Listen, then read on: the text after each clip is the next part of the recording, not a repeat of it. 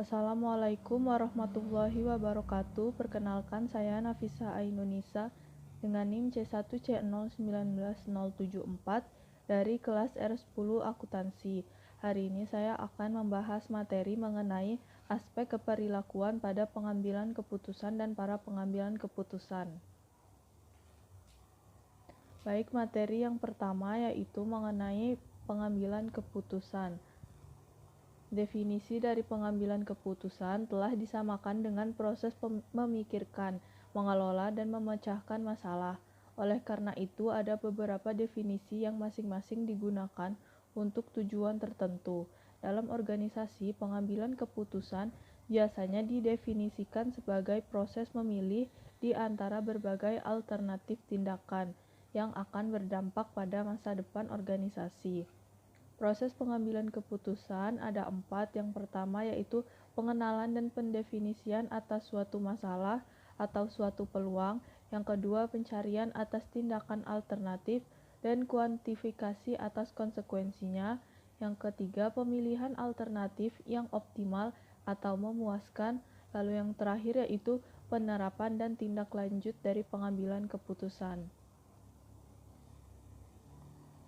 Lalu pembahasan yang kedua yaitu cara pengambilan keputusan dalam organisasi. Baik, yang pertama yaitu rasional terbatas. Salah satu aspek yang menarik dari konsep rasional terbatas adalah membuat urutan pertimbangan beberapa alternatif. Pengurutan alternatif tersebut sangat penting dalam menentukan alternatif yang dipilih. Jika pengambilan keputusan sedang melakukan optimasi, semua alternatif akhirnya akan dicantumkan dalam hierarki urutan preferensi. Yang kedua, intuisi. Pengambilan keputusan intuitif merupakan suatu proses tidak sadar yang diciptakan dari pengalaman tersaring. Yang ketiga, identifikasi masalah. Masalah-masalah yang tampak cenderung memiliki kemungkinan terpilih yang lebih tinggi dibandingkan dengan masalah-masalah yang penting. Pernyataan ini didasarkan setidaknya pada 2 alasan. Pertama, mudah untuk mengenali masalah-masalah yang tampak atau visible. Yang kedua, perlu diingat bahwa semua orang menaruh perhatian yang besar terhadap pengambilan keputusan dalam organisasi. Lalu yang keempat, membuat pilihan. Untuk menghindari informasi yang terlalu padat, para pengambil keputusan mengandalkan heuristik atau jalan pintas penilaian dalam pengambilan keputusan. Lalu yang kelima, perbedaan individual, gaya pengambilan keputusan. Fondasi dasar yang menjadi modal adalah pengakuan bahwa orang-orang itu berbeda sepanjang dimensi. Pertama adalah cara mereka berpikir. Ada orang yang memang logis dan mereka mengolah informasi secara serial. Sebaliknya, ada orang yang intuitif dan mereka memahami segala sesuatu secara keseluruhan. Lalu yang keenam, keterbatasan organisasi. Organisasi itu sendiri merupakan penghambat bagi para pengambil keputusan. Para manajer misalnya, membentuk keputusan-keputusannya untuk mencerminkan sistem penilaian kinerja dan pemberian imbalan, untuk mematuhi peraturan-peraturan formal lain, untuk mematuhi batas waktu yang ditetapkan organisasi. Lalu pembahasan yang ketiga yaitu asumsi keperilakuan dalam pengambilan keputusan organisasi. Pada bagian ini dibahas mengenai asumsi-asumsi keperilakuan yang mendasari proses pengambilan keputusan perusahaan. Yang pertama, perusahaan sebagai unit pengambilan keputusan. Suatu perusahaan dianggap sebagai suatu unit pengambilan keputusan dalam banyak hal dengan seorang individu. Yang kedua, para pengambil keputusan organisasional, komite-komite atau subkelompok antar departemen atau antar divisi besar akan digunakan untuk menyelesaikan masalah yang kompleks. Lalu yang ketiga, kekuatan dan kelemahan individu sebagai pengambil keputusan.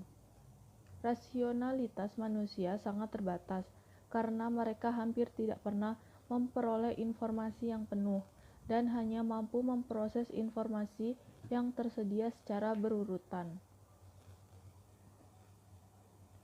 Lalu selanjutnya itu peran kelompok sebagai pembuat keputusan dan pemecahan masalah. Dalam situasi pengambilan keputusan, komite semacam itu menawarkan keunggulan dari pengalaman, pengetahuan, dan keahlian serta luasnya ide dan dukungan menguntungkan. Lalu selanjutnya, pengambilan keputusan dengan konsensus versus aturan mayoritas. Konsensus hanya dapat dicapai setelah dipertimbangkan dengan matang, serta evaluasi yang kritis atas kekurangan dan kelebihannya. Kontroversi yang disebabkan oleh hubungan atasan dan bawahan. Ketika kelompok pengambil keputusan terdiri atas atasan dan bawahan, kontroversi tidak dapat dihindarkan. Lalu selanjutnya, pengaruh dasar kekuasaan.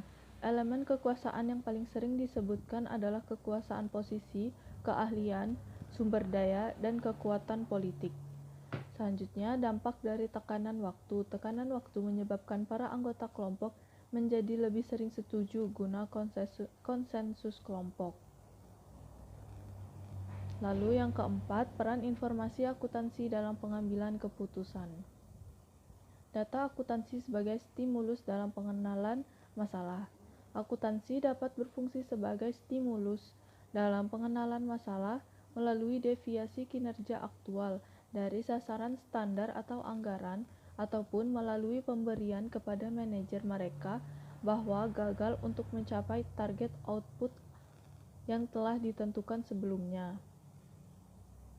Dampak data akuntansi dalam pilihan keputusan. Tidak semua manajer menggunakan data akuntansi untuk menganalisis profitabilitas relatif. Bobot yang diberikan kepada informasi akuntansi dalam pilihan akhir sangat bervariasi. Hal itu bergantung pada sampai sejauh mana hal itu dipandang mengurangi ketidakpastian yang mengelilingi proses pengambilan keputusan.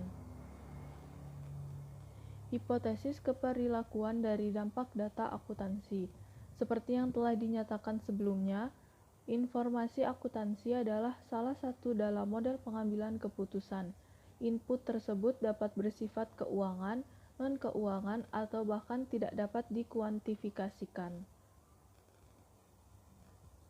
Baik, itu saja yang dapat saya sampaikan. Mohon maaf atas segala kekurangannya. Wassalamualaikum warahmatullahi wabarakatuh.